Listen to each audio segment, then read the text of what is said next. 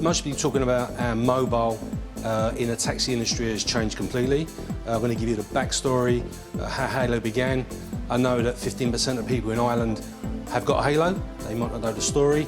How taxi drivers have now used mobile to make themselves more efficient, plus the passengers, of course.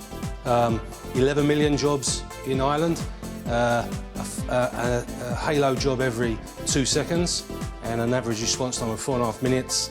That's just part of the story I'll be giving you guys more information about soon.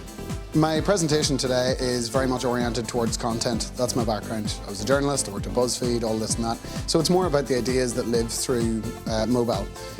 It's particularly talking about them for brands and for publishers.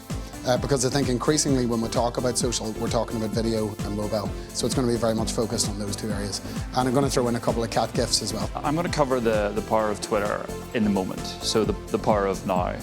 We've seen Twitter being a huge part of not just culture, but people's lives. I'm going to talk about for brands how they can harness this. There's 3 elements: looking at the audience, the reach, and then using the creative canvas that Twitter offers to really make that direct connection. I'm going to talk about data and whether it's relevant or really boring. I think what's happening these days is that we're getting an awful lot of data coming through to us, and we're really struggling to understand what's relevant and what's not.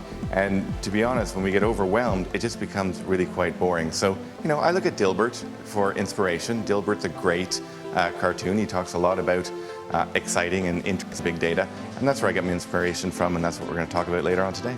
Okay, so the plan basically is to try and provoke the audience to realise exactly what they can do with their smartphone.